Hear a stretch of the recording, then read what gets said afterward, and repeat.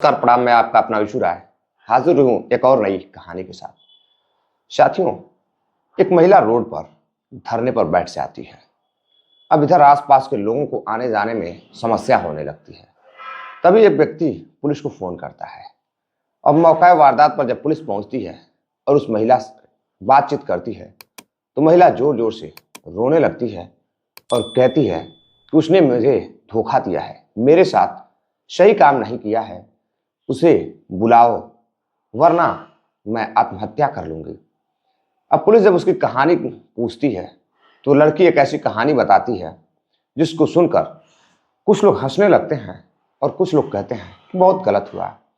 आखिर ऐसा क्या हुआ उस लड़की के साथ, आइए जानते हैं पूरी कहानी। दरअसल साथियों, मैं बात कर रहा हूं पश्चिम बंगाल के परगना क्षेत्र की। पश्चिम बंगाल के 24 परगना में एक महिला जिसका नाम पूजा रहता है। पूजा की शादी आज से 6 साल पहले एक राजेश नामक व्यक्ति से तय हो जाती है। दोनों कुछ दिनों तक बातचीत करते हैं और फिर दोनों की शादी हो जाती है। अब घर पे पैसे रुपए की कोई कमी नहीं थी, सारी खुशियां थी, सब कुछ सही चल रहा था। लेकिन इधर राजेश अपने काम धाम में इतना बिजी रहता था कि उसे समय ही नहीं मिल पाता था कि वो घर पर अपने पत्नी को समय दे पाए। लेकिन समय निकालता है अपनी पत्नी के लिए। अब इधर रोजाना आए दिन 4 व्हीलर चलाकर ऑफिस जाना, ऑफिस से घर आना, उसे समस्याएं होने लगती हैं। तभी साथियों वह घर के काम धाम के लिए और देख रेख के लिए और फिर कार वगैरह चलाने के लिए, पत्नी को बाहर ले जाने के लिए, किसी काम से आने जाने के लिए एक ड्राइवर रखता है। ड्राइवर का नाम प्रदीप होता है। प्रदीप को रख देता है। प्रदीप अब आए दिन घर का काम धाम देखने लगता है। धीरे धीरे अब समय बीतने लगता है। इधर राजेश को भी आराम मिलने लगता है कि चलो ड्राइवर अब घर का काम धाम देख रहा है, बहुत अच्छी बात है। अब वो अपने आप को बिल्कुल फ्री महसूस करने लगता है। लेकिन इधर एक दिन जो उसका ड्राइवर है प्रदीप घर में अपनी मालकिन को अकेले देखता है और जब छोटे छोटे कपड़ों में अपने मालकिन को देखता है तो वह उसकी बदन का, उसकी खूबसूरती का दीवाना हो जाता है। बेहद ही हैंडसम लड़का ड्राइवर जो रहता है प्रदीप, प्रदीप भी काफी हैंडसम रहता है। अब इधर छुप छुपाकर रोजाना मालकिन पूजा को देखने का काम करता था। एक दिन जब पूजा नहाकर निकलती है तो पूजा को लगता है कि कोई उसे देख रहा है और जैसे ही वह बाहर निकलती है बाथरूम से तो देखती है कि ड्राइवर उसके बाहर खड़ा है। अब उसे देखकर वो सन्न रह जाती है। फिर वहां पर वो कुछ नहीं बोलती है। अब ड्राइवर को लगता है कि शायद मालकिन कुछ इशारे कर रही है। अब ड्राइवर अपने अंदर ही अंदर खुश होने लगता है, प्रदीप खुश होने लगता है। अब धीरे धीरे समय आगे बढ़ता है और साथियों इधर बार बार पूजा उसे देखती थी और वो पूजा को देखता था, लेकिन दोनों एक दूसरे से कुछ कह नहीं पाते थे। एक दिन राजेश अपने ऑफिस के लिए चला जाता है तो फिर पूजा अपने ड्राइवर प्रदीप को लेकर शॉपिंग करने के लिए बाहर जाती है और साथियों बाहर जाती है, शॉपिंग करती है और फिर दोनों बैठकर रेस्टोरेंट में खाना वगैरह खाते हैं तो एक दूसरे से काफी गहरी जान पहचान हो जाती है, दोस्ती हो जाती है। अब धीरे धीरे दोस्ती आगे बढ़ती है तो दोनों एक दूसरे के साथ अब हंसी मजाक करने लगते हैं।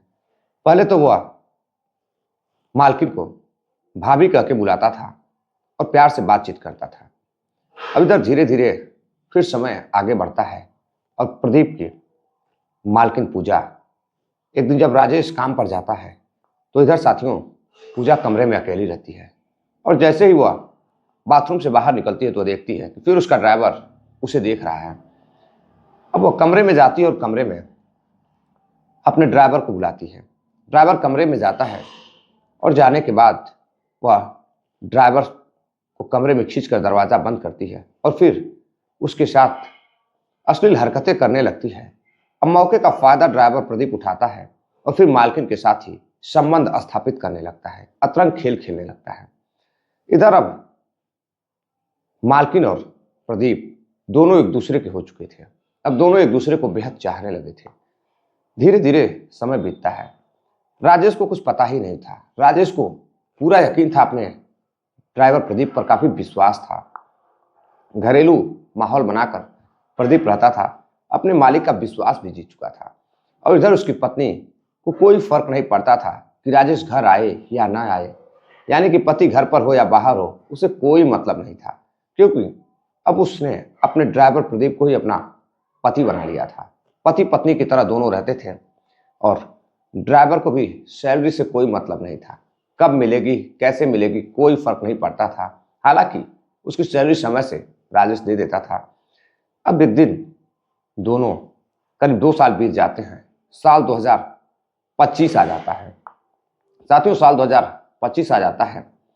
अब इधर जो उसकी मालकिन रहती है पूजा, वह काफी खूबसूरत थी और वह अब प्रदीप पर प्रेशर बनाने लगती है। कहती है कि देखो, अब मैं तुमसे शादी करना चाहती हूँ। प्रदीप कहता है ठीक है, मैं बहुत जल्द तुमसे शादी कर लूंगा। और शादी की बात कहकर फिर वह बंद कमरों में संबंध स्थापित करता है। और इधर पूजा काफी खुश थी, सब कुछ सही चल रहा था। लेकिन एक दिन पूजा प्रदीप से कहती है कि देखो, तुम अपने घर वालों से बात करो, मुझे तुम अच्छे लगते हो और मैं तुम्हारे साथ जिंदगी व्यतीत करना चाहती हूँ। इधर राजेश बेचारा पति अनजान था इन दोनों के खेल से, पत्नी के खेल से। इधर पत्नी ड्राइवर के साथ ही मस्तियां कर रही थी, अतरंग खेल खेल रही थी। अब इधर ड्राइवर प्रदीप एक दिन कहता है कि ठीक है, चलो आज शादी कर लेते हैं। अब छुप छुपा कर दोनों जाकर एक मंदिर में चोरी से शादी कर लेते हैं। शादी तो कर लेते हैं, लेकिन किसी को कुछ पता नहीं चलता है। अब शादी करने के बाद लड़का पूजा से कहता है कि देखो, मुझे बहुत डर लग रहा है, लोग क्या सोचेंगे और मैं घर जाकर क्या कहूंगा। एक काम करो, मुझे समय दो, मैं घर वालों से बात करता हूँ। अब धीरे धीरे समय बीतने लगता है। पूजा प्रेशर देने लगती है, दबाव बनाने लगती है कि अब मैं इस घर में नहीं रहना चाहती हूँ, राजेश के साथ नहीं रहना चाहती हूँ, मुझे इस घर में घुटन होती है, तो मुझे अपने घर लेकर चलो, अपनी दुल्हन बनाकर लेकर चलो। अब राजेश को कुछ पता नहीं था इस शादी के बारे में, दोनों क्या कर रहे हैं इसके बारे में भी राजेश को कुछ पता नहीं था, क्योंकि राजेश अपने ड्राइवर पर काफी विश्वास करता था। और इधर पत्नी पति की तरह जीवन व्यतीत कर रही थी प्रदीप के साथ। प्रदीप एक दिन अपने घर जाता है और घर जाने के बाद साथियों अपने माँ से बात करता है और कहता है, माँ, मैं जहाँ काम करता हूँ वहाँ एक लड़की है, वो यह नहीं बताता है कि वह मालकिन है। मैं उससे बेहद प्यार करता हूँ, मैं उससे शादी करना चाहता हूँ। अब घर वाले, माँ और बाप दोनों मना कर देते हैं। कहते हैं, बेटा, अगर तुमने ऐसी हरकत की, जिस घर में काम करते हो, उस घर में, जिस घर से तुम्हारा खर्च चलता है, तुम्हारा परिवार चलता है, अगर उस घर की बहन बेटियों के साथ अगर तुमने कोई भी गलत काम किया, तो मैं तुम्हें अपने जमीन जायदाद से बेदखल कर दूंगी। अब यह बात सुनते ही प्रदीप के चेहरे की हवाइयां उड़ने लगती हैं।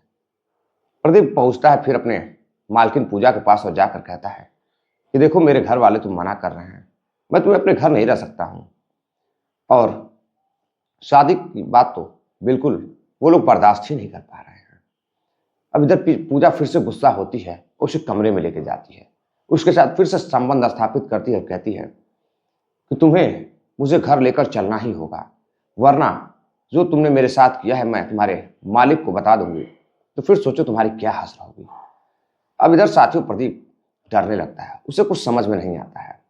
अब वो एक बार फिर अपने घर जाता है और घर जाकर अपनी माँ से कहता है कि माँ, मैंने अपने ही मालिक के बीवी से, पूजा से, मैंने शादी कर ली है, मंदिर में शादी कर ली है, और मैं इसे घर लेकर आना चाहता हूँ तुम्हारी बहू बनाकर।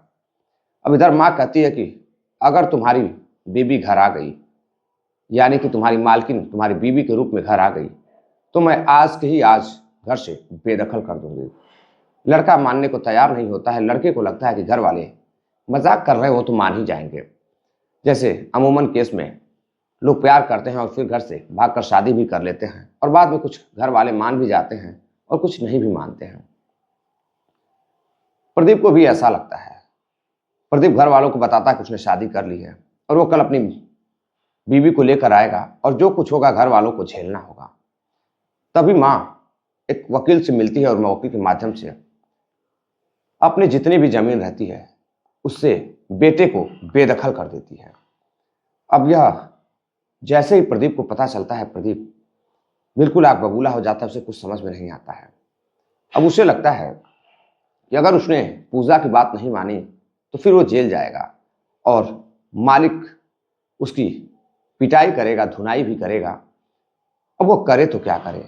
अब इधर घर वाले भी काफी गुस्से में थे, प्रदीप को देखना नहीं चाहते थे। पिता कहता कि अगर घर आ गए तो तुम्हारा हाथ पैर तोड़ दूंगा, तुम घर से बेदखल हो चुके हो। अगर तुमने उसे पत्नी के रूप में घर लाने की कोशिश की तो तुम्हें इस घर में कभी जगह नहीं मिलेगी। अब इधर वह डर जाता है और डरने के बाद साथियों फिर फोन बंद करता है और फिर गुम हो जाता है, लापता हो जाता है। इधर 3 से 4 दिन बीत जाते हैं। फरवरी का महीना आ जाता है। 7 फरवरी को फिर पूजा बार बार उसे फोन करती है। 2-3 दिन से वो गायब था, फोन नहीं मिलता है। तो फिर वह कहीं से एड्रेस पता करती है और फिर प्रदीप के घर पहुंचती है।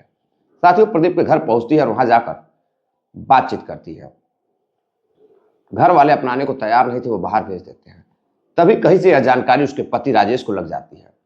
अब राजेश को जानकारी लग जाती है तो वो पत्नी अपने घर जाता है, पत्नी से मिलता है और कहता है कि तुमने ऐसी